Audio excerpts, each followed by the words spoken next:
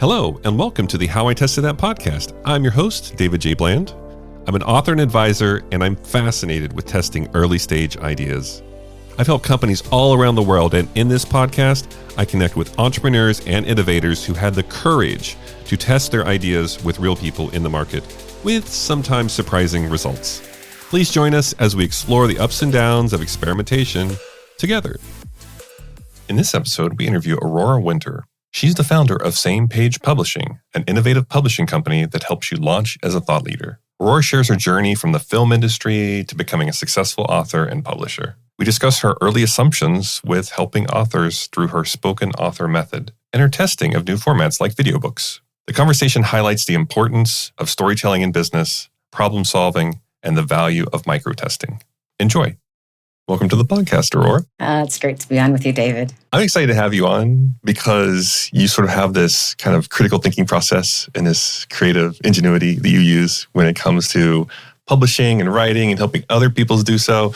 And so I would love for you to share some stories today about how you found your success and how other people can maybe learn from that. So maybe before we jump into that, just a little bit about yourself and what you do so that we can set the context for our listeners. Okay, so I'm Aurora Winter. I'm the founder of Same Page Publishing. I've launched multiple seven-figure businesses. My background's in film and television. I've written 10 books and an award-winning screenplay that actually got Jack Palance in it. And I love solving problems. So I think entrepreneurs solve problems at a profit. So whenever I find a problem in my own business or my own life, and then I solve it, I think, oh, maybe I could solve this problem for somebody else. So problem solving and testing. That's why I was so excited to be on this show, because testing is like just part of how my brain thinks. And it's amazing what a difference you can make. You can always test just by talking. Talking is the cheapest and fastest way to iterate and test. I agree. And your background in film is super interesting. So it feels as if there's some storytelling there, or help us understand, is there anything from film that you've used or your process that you've pulled into some more recent, maybe non-film related ventures? Absolutely everything. I worked in the film business for about a decade. I oversaw 250 hours of television programming, raised $5 million and launched a film and television production company. We made 8 films. So I'm familiar with every step of the process and what just doubles down on the storytelling. So for example, with my clients, I always say, okay, what's your hero's journey? Everybody knows the hero's journey from watching movies, but there's like the heist movie structure. There's the hero's journey story structure. There's the mystery story structure. So I help entrepreneurs, experts, and founders use the story structures that are proven to work in Hollywood that grab attention and you just can't stop listening, to use that to help them build their businesses or their books. Yeah, I have to say, when I was writing Testing Business Ideas, I was not thinking of a hero's journey. I was not thinking of anything. I was more of just trying to put a resource library together. And then I was so nervous if I had the library up front, people wouldn't read the rest of the book. And I've put at the end, people would skip the first part of the book. So it's sort of in the middle, like 2/3 of the book. But that journey part, I agree. I do think we maybe underestimate the power of storytelling, and it's how we learn still today. Yeah, it is. And it's also stories are what people share, what they repeat, what they remember, whereas most very well-educated people have been trained to share data, and that's not what people remember. Also, what's really cool about what I do, I'm one of the few people who, as far as I know, I might be the only one, but let's just say I'm one of the few people who has a background in film and television who helps people write both fiction and nonfiction books. So for example, a book can be a proof of concept for a movie. So I have written a young adult fantasy trilogy. The first book is called Magic, Mystery, and the Multiverse. The third book actually comes out this month, August 2025. It won the Reader's Choice Award. That's another way to test. It won all these other awards. And now BBC is interested in a 12-part half-hour series based upon the book. So whenever you get a certain level of success at one level, that can be parlayed into proof of concept. At another level, I have a client, I'm helping him write a series of legal thrillers. They're called Jake Fox. He's got over 2.5 million page reads, over 100,000 readers, over 3,000 reviews. So when I pitched that as a TV movie or feature film at the Banff Media Festival in June, people were like, well, the book proves the concept. So obviously, you can use a business book to prove a business concept as well. Yeah, I have to say, I had one of those really popular scam emails the other day that I really wanted to be true, which was, we want to buy the rights for your book. And of course they didn't. I mean, they wanted some kind of upfront fee and it was a total scam. But part of me wanted that to be true. Right. I thought, oh, yes. But that's a good point you're making, which is, that book itself could be a test in a way to something bigger, or a way to tell your story, to show that it's interesting and get feedback on, but take that into another media. And I don't know if I've ever thought of it that way. I thought it more of I wrote a business book, but I thought more of just a way to scale my thinking a bit, because I kept telling people the same sort of advice over and over again. So I thought, oh, that could be in print, and then I could help people that way as well. Well, what's really cool about your book, which looks amazing, I went to read it, Testing Business Ideas, a field guide for rapid experimentation, stellar reviews and over 1,000 reviews. It looks amazing. What I encourage people to think through is every time you solve a problem, there's another problem. So you could have a book or an offer that solves that. For example, I help people write amazing books. Once their book is done, what's the next problem? Get an award, make it a bestseller. Okay, once we've got a best-selling award-winning book, what's the next problem? Keep selling it. What's the next problem? Is there a TV series idea here for a feature film? Or even a nonfiction book could be turned potentially into like a Netflix series, like Marie Kondo's topic of tidying up. And she got a Netflix series, going into hoarders' homes and helping them tidy up. So I really think that in this age of AI, the most important thing is your unique take, your unique stories, your unique history, and an IP, as Gary Vee says all the time, IP is going to be the most valuable thing that we have. Yeah, I think IP is what makes it defensible, especially when it comes to AI. And, things can be copied so easily, but they can't copy your thinking. They can't copy your sort of internal way of you thinking through things and working through things. So when it comes to transitioning from film to what you're doing now, it sounds as if that storytelling helps, and that problem solving sort of addiction you have maybe also helps. Problem-solving addiction. So maybe explain a little bit about how you're helping other people. Like, where did that start from? Was it something you personally experienced, or somebody around you? Or maybe explain a bit of that. I think I'm just obsessed, to be honest, David. So I've launched multiple businesses, and every time I notice I love cross-pollinating different industries, which is something you're in a unique position to speak about, because you interview people from different industries, which is one of the things that's really cool about this podcast. So for example, one of the first businesses I started with my husband was a yacht sales company in Vancouver, BC, Canada. And at the time, they were selling tax-sheltered, advantaged real estate. If you rented out a real estate, you could get huge tax savings. So I asked the million-dollar question, could we do this with boats? And we tested that by spending $20,000 with lawyers and accountants. That's the most expensive test I've ever done. And then offered it to the marketplace. And what happened was, as a result of, people just wanted to buy the boat, honestly. They wanted an excuse to buy it, to give their spouse. And they wanted the numbers to look a little bit better. But when we offered selling a boat and putting it in our charter fleet, it doubled our profit margins from 12% to 24%. It grew us from a 6-figure business to a 7-figure business, and we became the largest yacht dealership in Western Canada. So that is the value of testing. That is the value of one idea. So I think so many people are stuck in their own marketplace. If I just looked at what other yacht dealers were doing, I would never have come up with that idea. So I invite people, look at other industries, listen to lots of podcasts and get ideas and see how something might pop. And then I love the idea of little micro tests before you launch a business. Like Google famously launched Gmail with just 3 features. And I think so many people get all excited about what they're doing, and they make this super complicated, super advanced thing. do micro tests. So for example, well, I want to let you comment, but I did have another example to share if you want, David. So fast forward, I had the yacht sales company. That was a 7-figure business. Then I launched the film and television company. That was a 7-figure business.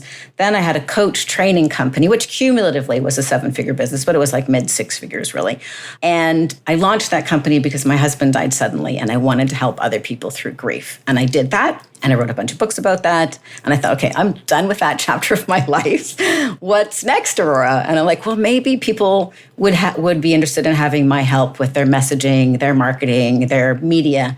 But I'm the founder of a coach training company. I'm known for helping people through grief. That is not one step away.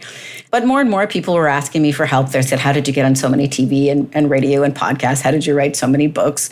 And so I did a little test book based on a 1-hour interview. It's called Marketing Fast Track, the little book that launched a new business. The second edition says the little book that launched a new business because the first edition hadn't done that yet.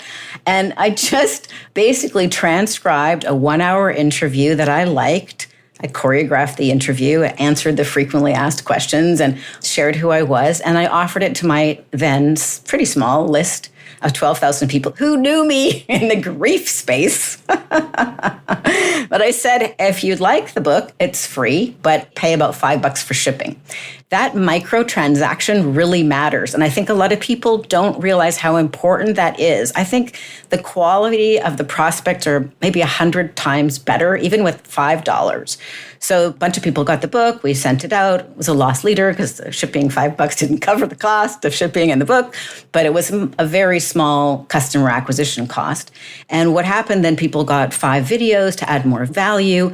And then they could sign up for a business breakthrough call with me at bookcall.biz. And the result was $250,000 of new business in 90 days.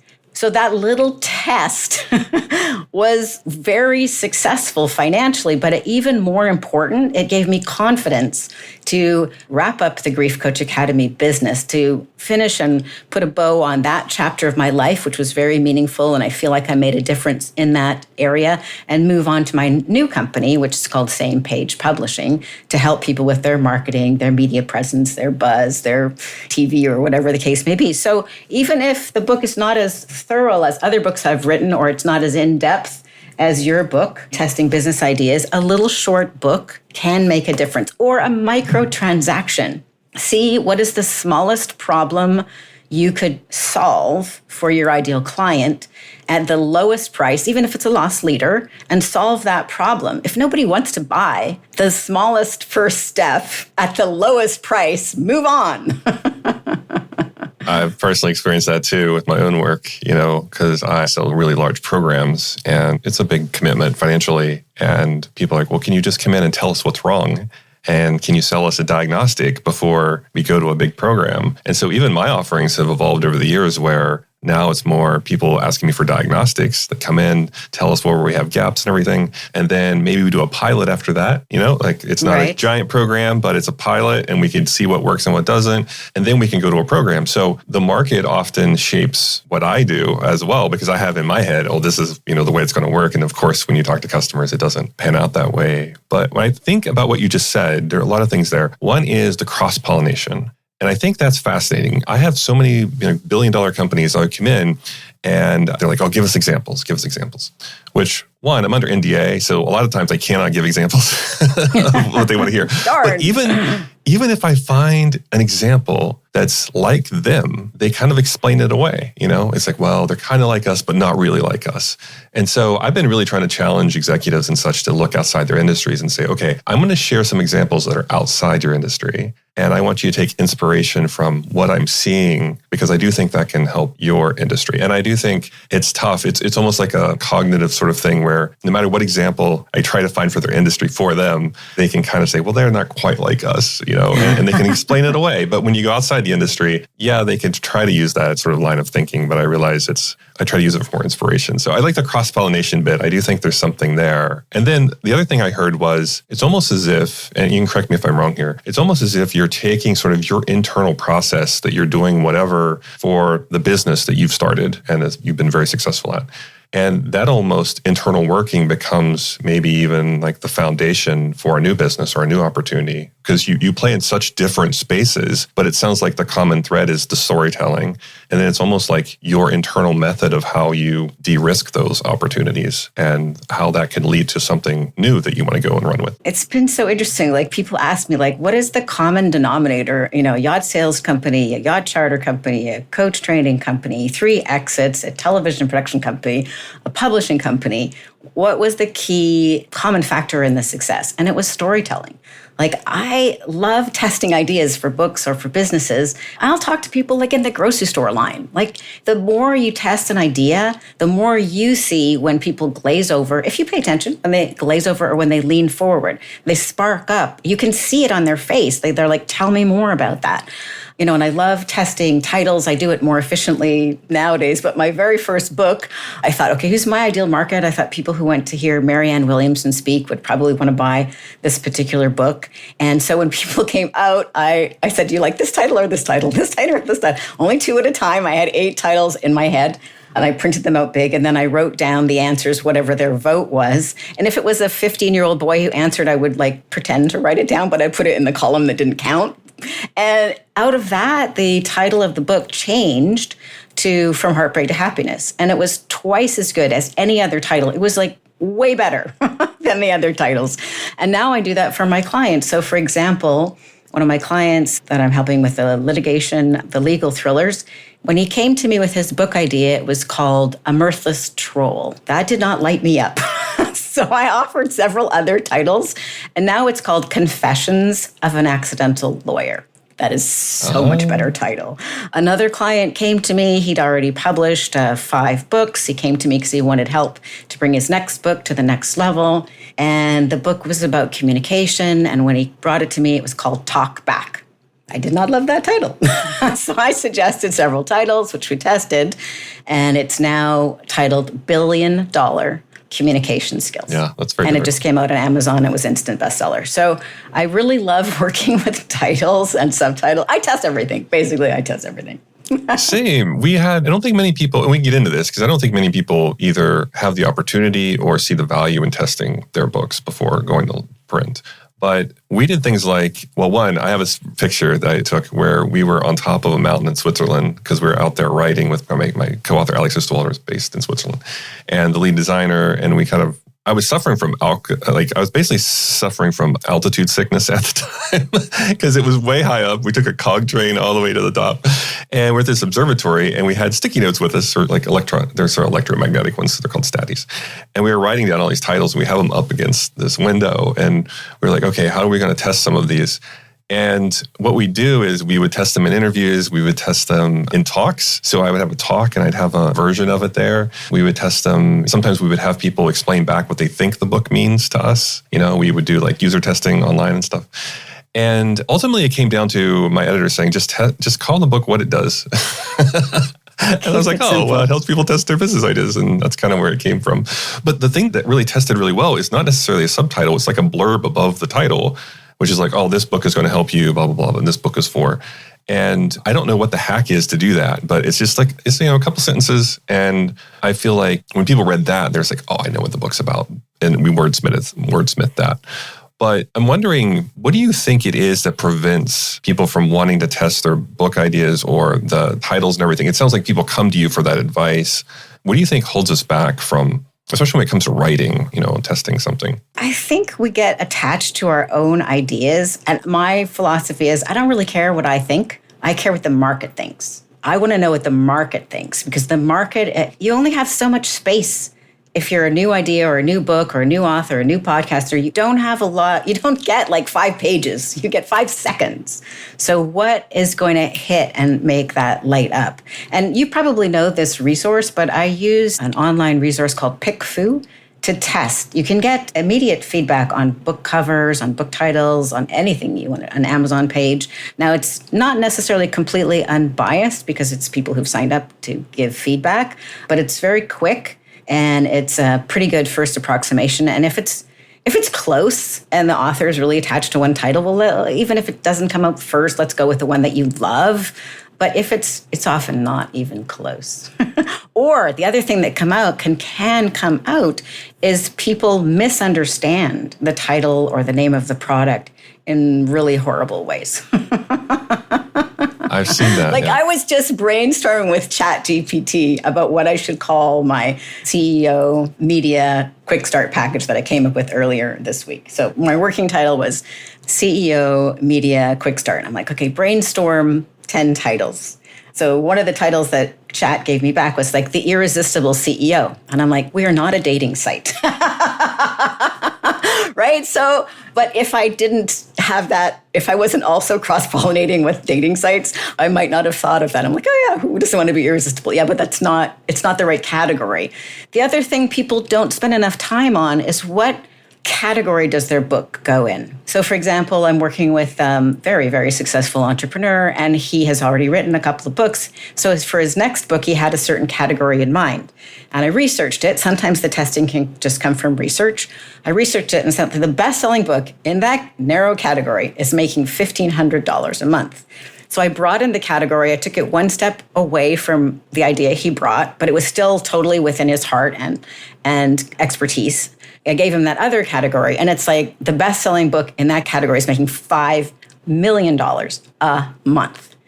People don't stop to do that work before they write the book. That's why they come to me. 5 million versus 1,500. I don't know. It's not really close. You have to change your own business model there, it sounds like. Yeah, maybe. So before we started recording, we were talking about how you help authors. And one of the things you mentioned that I find true as well, is they have a really hard time finishing the book. So I have, for the one I published, I have countless other Dropbox folders, Scrivener files, all these different outlines, different versions of books that are unfinished. And I'm wondering, what is it? I think maybe tangentially, I was talking to other authors when I was writing my book, and they said, go read The War of Art, which is like... That's a great book. Stephen Pressfield. And it was talking about internal blockers and things that really work against us. Do you believe in that? Do you think there are other factors that are working against us when it just comes to, is it the fear of having people respond? It's an excellent book, The War of Art. And I think that especially creative people struggle with that. The imposter syndrome. I'm a recovering perfectionist myself, so I always have like, okay, is it good enough? Could it be better? The only thing that really works for me is, well, two things work for me. One, a deadline. Because you can always make it better, or you think you can make it better, but maybe you're just making it different. Different is not better. Different is just different. So, for example, the third book in this fantasy series, which is being released August the 8th, it's the third one. It's called Multiverse Mayhem. And I'd already said the release date is August 8th. And I was changing it like July 31st. I was still making it better, but maybe I was just making it different, or maybe I'm just adding a little icing. But then I had to stop because August 8th, it's coming out. And even though I'm a big fan of indie publishing, that's it. That's done. And so now I need to turn that energy that likes to write fantasy into book number 4 if I want to write more in that.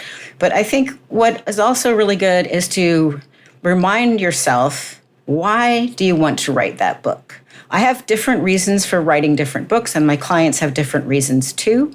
So, for example, with my fantasy series, Magic, Mystery, and the Multiverse, my life was changed by reading C.S. Lewis's book, The Lion, the Witch, and the Wardrobe. I loved that book. When I was 9 years old, I read that series, and I decided in that moment that I would do whatever it took to become a great writer like C.S. Lewis, because I love those books.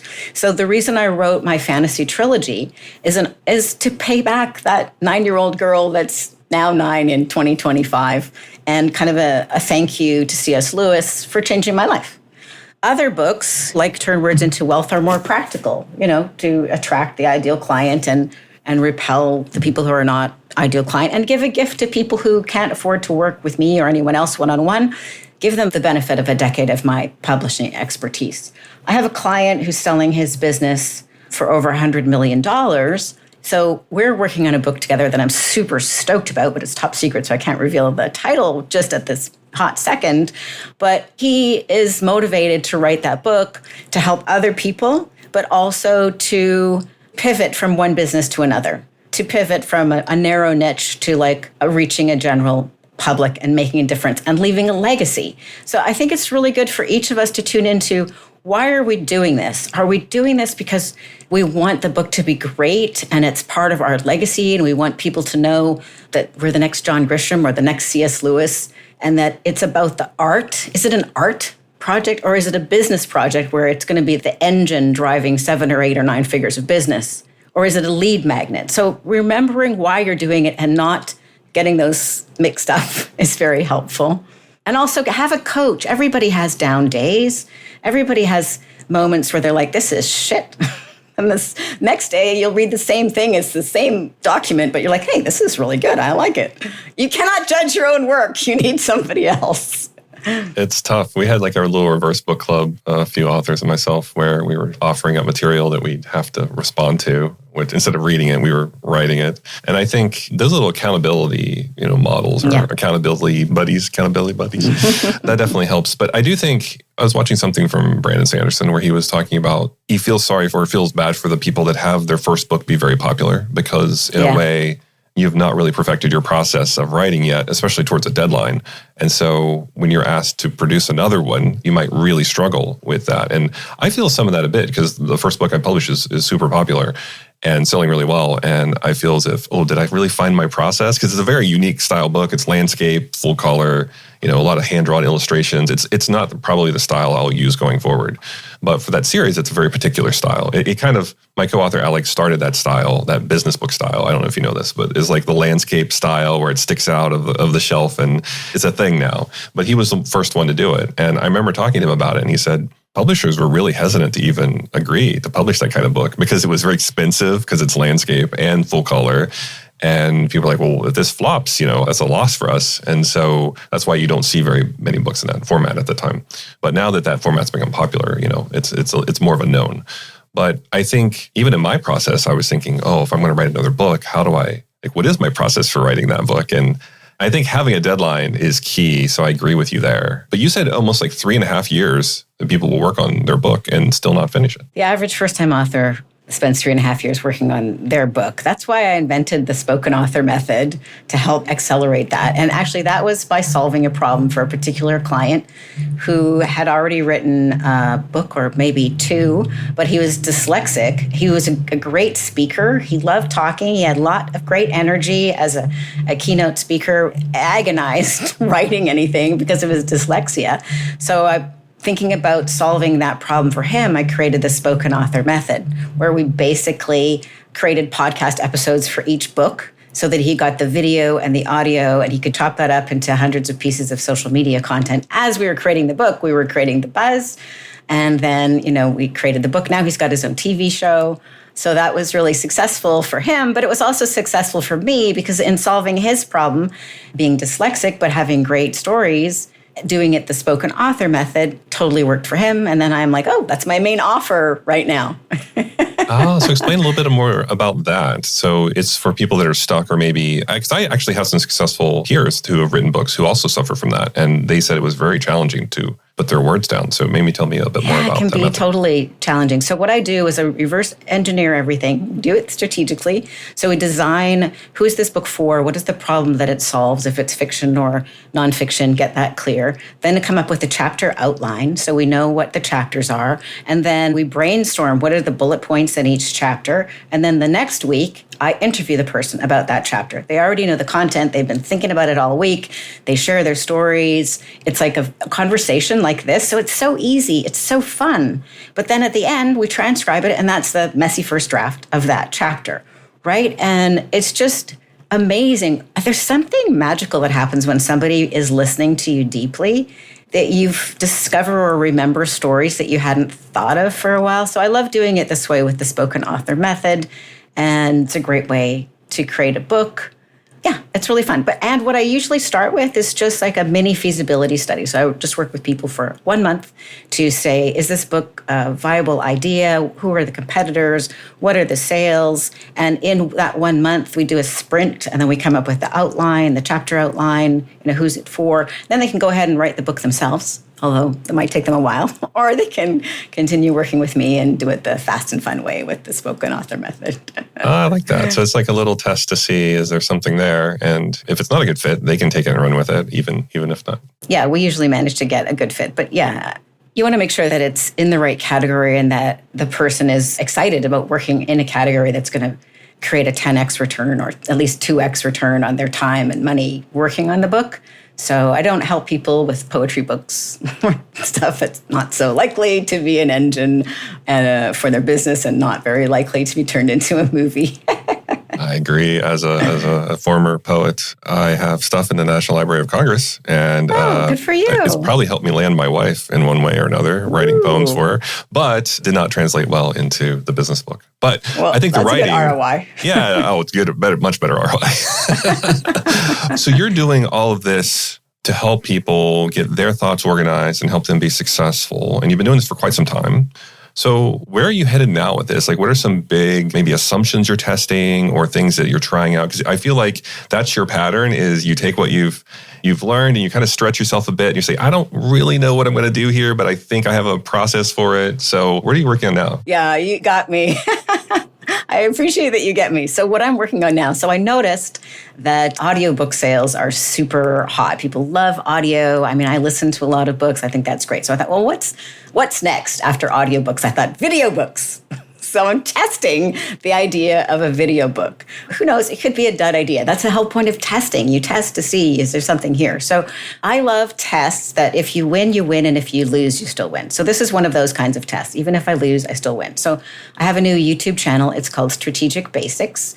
And each week I share breaking news and turn it into business breakthroughs. So breaking news to business breakthroughs. And I'm noticing basically immediately how many views different episodes get, what kind of comments people get. So I've only been doing this for 2 months, something like that. We have got 16,000 subscribers, and already I'm starting to notice some patterns. So I noticed that if the title has got CEO in it, that works well, like peak performance habits of CEOs or how CEOs write books, that kind of works for me. So basically each week, the research that I do to create the video is maybe 15 minutes long, but that could be a chapter in a book. So I have a book unfolding, and my idea is to launch the book, and each chapter will also have a link to the video on YouTube. Now, the worst case scenario is a bad idea, Aurora, and there's nobody who wants to do a book like that. The best case scenario, it's kind of like your format on your book. Like, why didn't we think of this before? Like the Post-it note. If audiobooks are so popular, why not video books? Duh. That's the best case scenario. And I start a new thing. and you can say, Aurora had that idea first before Tim Ferriss or somebody super famous does it, and they think it's all about him. But in the worst case, I still lose with this test because I have a new YouTube channel. It's really fun. I've doubled down into what makes me human. So my background in film and television. So we have a lot of B-roll. It's got music. So they're like little mini movies. So that makes me super happy. And I realized like I'm getting prospects who find me from ChatGPT. I'm like, I think the top 3 search engines, you got to be on ChatGPT. YouTube is the number 2 search engine. And then Amazon is the number 3 search engine. So the trifecta that leaders may want to look for, which I'm leaning into, is how can I get on all 3 platforms? Well, obviously to be on Amazon, you need a book. I've got 10, so check. I had a YouTube channel, but was all over the map. So now I've got a very clear YouTube channel. And I got a prospect last week who found me because Chat recommended me. I'm like, okay, it's working. All 3 things are working. Well, ChatGPT references things like YouTube or Goodreads. So the YouTube and the Amazon feed into the GEO. Anyway, it's really fun. And I recommend, like, why not come up with a test that even if you lose, you still win. I'm enjoying learning about these breaking news stories, and I'm enjoying leaning into a deeper understanding of them. So, for example, the episode that I'm working on right now is the top ways that CEOs are using AI agents to be more effective and save 10 to 15 hours a week. I'm interested in that. I want the answer to that. And as I'm researching it, then I make the episode, and who knows, maybe it'll be a chapter in the book. I love that. I love that you're kind of like just, again, kind of addicted to problem solving in a way and seeing like, what's next? How can I test what's next? And even if it fails, you still win. I like that framing. Yeah, I like it too. It's fun. So we covered so much today in this episode. We covered your various background and how you've been successful in so many different areas and your underlying storytelling thread throughout. We talked about how you're helping other aspiring authors, even some with certain conditions that are maybe struggling to write a book, how they can use your method to help write a book. And we've even talked about today, and fast forward even after this episode, of how you're testing different formats. If folks have listened to this episode and they think, oh, I think Aurora could help me, what's the best way for them to reach out to you? The best way to reach out to me is go to samepagepublishing.com, samepagepublishing.com, and you can see the various clients that I've helped, and you can sign up for a business breakthrough call there, which is free, and we can look at if I can help you. And you can also get this book. It's an award-winning best-selling book. It's a significant book. It's like 50,000 words. We're not talking a 5-page PDF. You can get Turn Words into Wealth at turnwordsintowealth.com, or you can also get it at Same Page Publishing. And I'd love to help, experts, leaders, CEOs with their book or simply with their authority and messaging to help them launch their YouTube channel, help them get on podcasts, help them nail what their $1 million message is. One thing we didn't talk about, but just super quick, 100% of the founders that I've helped raise capital have raised 7 or 8 figures. And they started with having raised nothing, because they needed the $1 million message. So I'm really the person to, I was going to say the girl, I guess I'm a woman. I'm the woman to connect with if you would like to have $1 million message, whether you put that in a book or a pitch or a TED Talk or what have you. Thank you. Well, thanks for sharing everything. I really enjoyed our conversation. I learned a little bit about even, the book testing process, even beyond what I tried in the past. I just want to thank you for being very transparent and open with your journey with our listeners. I think they'll learn a lot from this. Thank you so much. It was a pleasure. Thank you for listening to another episode of How I Tested That, where we share stories about experimentation, tips, and tricks. If you learned something new, please recommend us to a friend or colleague. And remember, keep testing your ideas.